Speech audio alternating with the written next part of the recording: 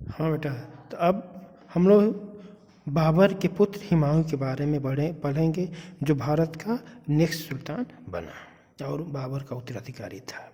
Nasruddin Muhammad Humayun, the eldest son of Babar, faced innumerable difficulties to retain the Mughal empire in India. जब हुमायूं गद्दी पर बैठा, उसको बहुत सी समस्याओं का सामना करना पड़ा।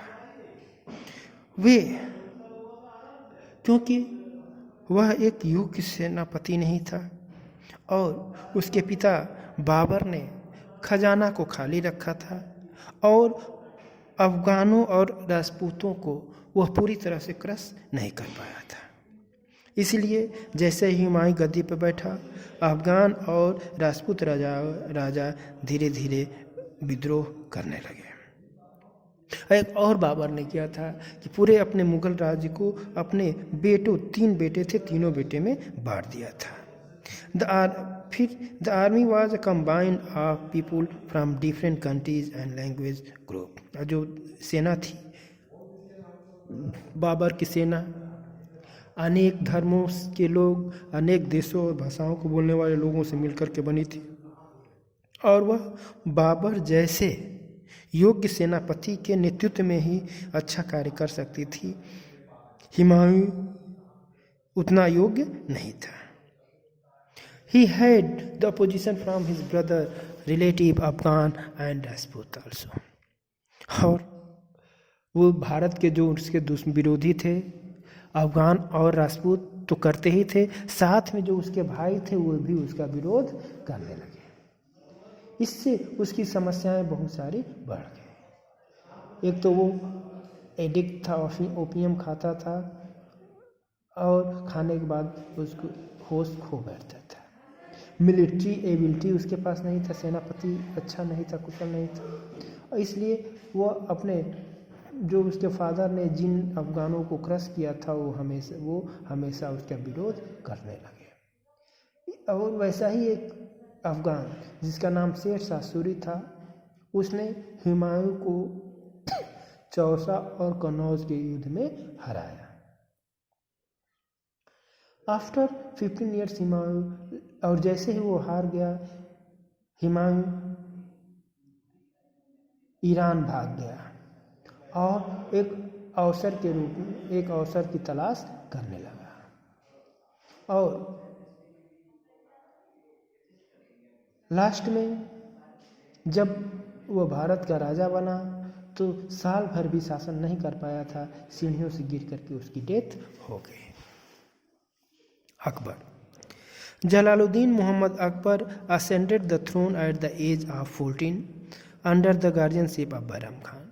जब हुमायूं की डेथ हुई, उसका पुत्र अकबर 14 साल का था और 14 साल की एज पे वो गद्दी पे बैठा और उसका गार्जियन बैरम खान को बनाया गया। The position of Mughal was not very strong in India. और जब अकबर गद्दी पे बैठा, भारत में मुगलों की स्थिति बहुत अच्छी नहीं थी। अफगान राजपूत जगह जगह विद्रोह कर रहे थे। उसी एक अफगान हेमू विक्रमादित्य ने मुगलों पर आक्रमण किया और आगरा दिल्ली को जीत लिया, लेकिन बैरम खान ने सेकेंड बैटल ऑफ पानीपत में उसको हरा दिया। Agra and Delhi were taken back up to the capital was set up in Agra. और फिर अकबर ने अपनी राजधानी दिल्ली से आगरा लेके आया। This made Bairam Khan enjoyable position and respect that power. और इसके साथ ही, इस लड़ाई में विजय के साथ ही बैरम खां का पद और प्रतिष्ठा दोनों बढ़ गया। धीरे धीरे वो अकबर को के गार्जियन ही नहीं, उसके ऊपर अपने विचारों को भी थोपने लगा, अपने आर्डर भी थोपने लगा। इन 1560 Bairam Khan was forced to go on the pilgrimage to Makkah, but he assassinated on the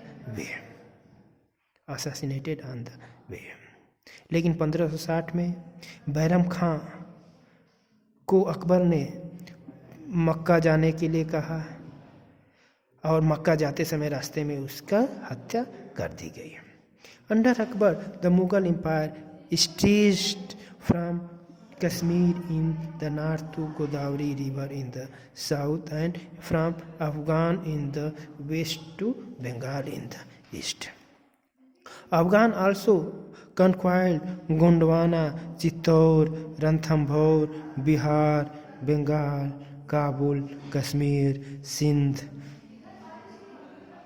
Deccan and Gujarat. इसके बाद से अफगान ये चारों तरफ फैले हुए थे राजपूत राजा। अकबर ने इबादत खाना की स्थापना की, क्योंकि वो समझ गया था कि भारत में विभिन्न धर्मों के लोग रहते हैं। अब विभिन्न धर्मों को समझने के लिए उसने इबादत खाना में अनेक धर्मों के विद्वानों को बुलाया और शाम को उनके सभी धर्मों के बारे में वो जानकारी हासिल करता था। और उसने एक दीन इलाही नामक धर्म की स्थापना की, जो 1582 ईस्वी में हुआ, और जिसमें हिंदू, क्रिश्चियन, जैन सब लोग शामिल हो सकते थे। Din Ilahi was a religious but a social religious path to bridge the difference between among different community. ये सिर्फ एक धर्म ही नहीं था, मीन्स अलग अलग धर्मों के बीच में एक पुल का काम करने वाला था। एक सभी धर्मों के लोग मिल कर के साथ रहे हैं, इसलिए इस धर्म की स्थापना किया था। लेकिन 1605 ईस्वी में अकबर की मृत्यु हो गई और उसे सिकंदरा नामक जगह पे दफना दिया गया। ओके बेटा, thank you, have a nice day.